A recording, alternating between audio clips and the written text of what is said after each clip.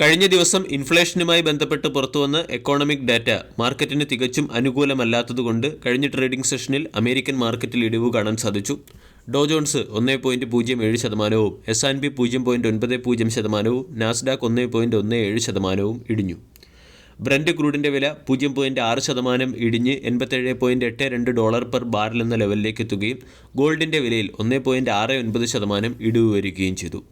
Adani port and special economic zone, Adani enterprises, coal India, Dabur India, federal bank, Coforge, KEA industries, KPR mill, Ajanta pharma, blue star, CIE automotive India, blue dart express, Ramakrishna forgings, RailTel, CEAT, Voltamp transformer, south Indian bank, Ugro capital, Astec life science, JBM auto തുടങ്ങിയ കമ്പനികളുടെ quarterly result ഇന്ന് പുറത്തുവരും.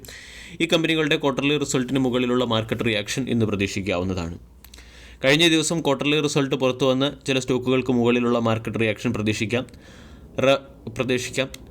India mart ഇൻ്റർമെഷൻ്റെ profit year on ഇയറിൽ 78% വർദ്ധിച്ച് 56 കോടിയിൽ നിന്ന് 100 കോടിയിലേക്ക് ഉയർന്നു. 80 കോടി രൂപയുടെ പ്രോഫിറ്റാണ് മാർക്കറ്റ് പ്രതീക്ഷിച്ചത്. മാർക്കറ്റ് എസ്റ്റിമേഷനെ ഇൻ ടേംസ് ഓഫ് പ്രോഫിറ്റ് കമ്പനിക്ക് ബീറ്റ് ചെയ്യാൻ സാധിച്ചു. റവന്യൂ 17% വർദ്ധിച്ച് 269 കോടിയിൽ നിന്ന് 315 കോടിയിലേക്ക് എത്തി. മാർക്കറ്റ് എസ്റ്റിമേഷനുമായി ഇൻലൈനായ റവന്യൂ ആണ് കമ്പനി റെക്കോർഡ് ചെയ്തത്.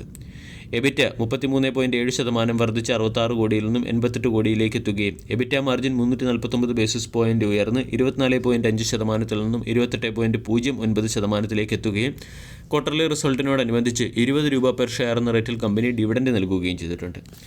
ഹാവൽസ് ഇന്ത്യയുടെ കൺസോളിഡേറ്റഡ് റവന്യൂ 12% വർദ്ധിച്ച് 5442 കോടിയായി മാറി. എബിറ്റ 20% വർദ്ധിച്ച് 635 കോടിയായി മാറി. എബിറ്റ മാർജിൻ 81 ബേസിസ് പോയിന്റ് ഉയർന്ന് 11.6% മാറുകയും നെറ്റ് പ്രോഫിറ്റ് 24% വർദ്ധിച്ച് 447 കോടിയായി മെച്ചപ്പെടുകയും ചെയ്തിട്ടുണ്ട്.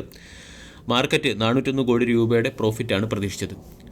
സോന BLW പ്രസിഷൻ ഫോർജിംഗ് എന്ന കമ്പനിയുടെ റവന്യൂ 19% വർദ്ധിച്ച് 743 കോടിയിൽ നിന്നും 884 കോടിയിലേക്ക് എത്തി.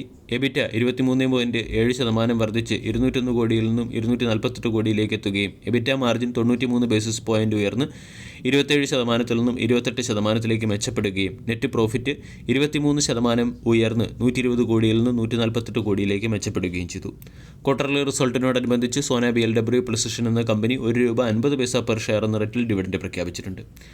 കാസ്ട്രോൾ ഇന്ത്യയുടെ ക്വാർട്ടർലി റിസൾട്ടിൽ കാസ്ട്രോൾ ഇന്ത്യയുടെ നെറ്റ് പ്രോഫിറ്റ് 6.78% വർദ്ധിച്ച് 202 കോടിയിൽ നിന്നും 216 കോടിയിലേക്ക് എത്തി. എബിറ്റ മാർജിൻ 28 ബേസിസ് പോയിന്റ് ഉയർന്ന് 22.4% നിന്നും 22.1% ഇടിഞ്ഞു. എബിറ്റ 1.1% വർദ്ധിച്ച് 291 കോടിയിൽ നിന്നും 294 കോടിയിലേക്ക് ഉയരുകയും റവന്യൂ 2.42% വർദ്ധിച്ച് 1294 കോടിയിൽ നിന്നും 1325 കോടിയിലേക്ക് മെച്ചപ്പെടുകയും ചെയ്തു.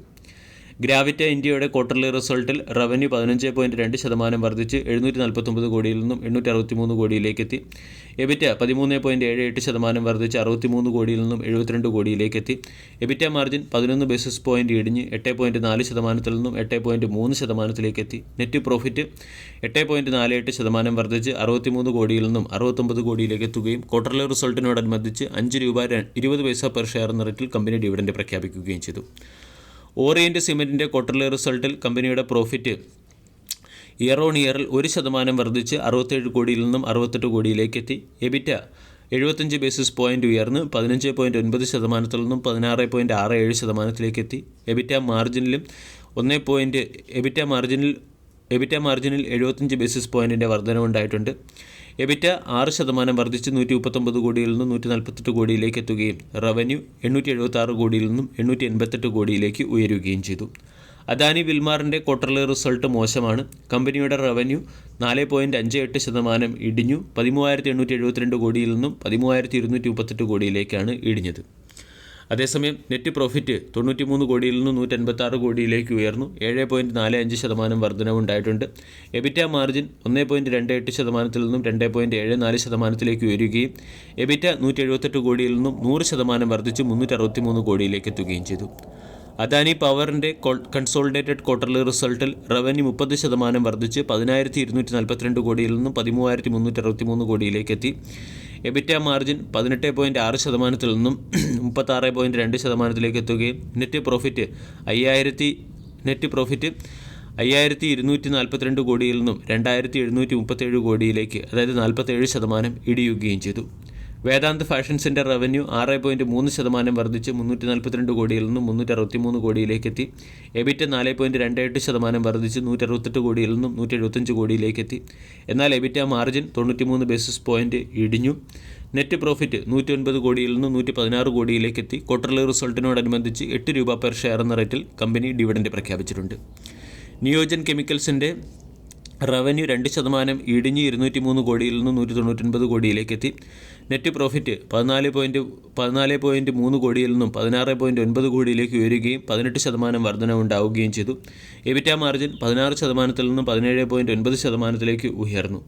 അദാനി എനർജി സൊല്യൂഷൻസ് എന്ന കമ്പനിയുടെ നെറ്റ് പ്രോഫിറ്റ് 348 കോടിയിൽ നിന്നും ഉയർന്ന് 381 കോടിയിലേക്കെത്തി. റവന്യൂ 3% വർദ്ധിച്ച് 4562 കോടിയിൽ നിന്നും 4706 കോടിയിലേക്കെത്തി. എബിറ്റ മാർജിൻ 21 ബേസിസ് പോയിൻറ്റ് ഇടിഞ്ഞ് 33.4 നിന്നും 33.2 ജിൻഡാൽ സ്റ്റെയിൻലെസ് എന്ന കമ്പനി 5400 കോടി രൂപയുടെ ഫണ്ട് റൈസ് ചെയ്യാൻ തീരുമാനിച്ചിട്ടുണ്ട്. ഓർഗാനിക് ആൻഡ് ഇനോർഗാനിക് എക്സ്പാൻഷന് വേണ്ടിയാണ് കമ്പനി ഫണ്ട് റൈസ് ചെയ്യുന്നത്. വിപ്രോ എന്ന കമ്പനിക്ക് നോക്കിയയിൽ നിന്നും ഒരു $multi-million ഡീൽ ലഭിച്ചു. റെയിൽ വികാസ് നിഗം ലിമിറ്റഡ് എന്ന കമ്പനിക്ക് 391 കോടി രൂപയുടെ കൺസ്ട്രക്ഷൻ പ്രോജക്റ്റ് ലഭിച്ചിട്ടുണ്ട്. മിശ്രധാതു നിഗം ലിമിറ്റഡ് അല്ലെങ്കിൽ മിതാനി എന്ന കമ്പനിക്ക് 139 കോടി രൂപയുടെ ഓർഡർ ലഭിച്ചിട്ടുണ്ട്. പ്രദീപ് ഫോസ്ഫേറ്റ് എന്ന കമ്പനിയുടെ ഒഡീസയിലുള്ള മാനുഫാക്ചറിംഗ് പ്ലാന്റ് 90 ദിവസത്തേക്ക് സെൻട്രൽ പൊല്യൂഷൻ കൺട്രോൾ ബോർഡിൻ്റെ നിർദ്ദേശപ്രകാരം അടച്ചിടാൻ തീരുമാനിച്ചു. ഇത് സ്റ്റോക്കിനെ ചിലപ്പോൾ പ്രതികൂലമായി ബാധിച്ചേക്കാം. വീഡിയോ എല്ലാവർക്കും ഇഷ്ടമായി എന്ന് വിശ്വസിക്കുന്നു. താങ്ക്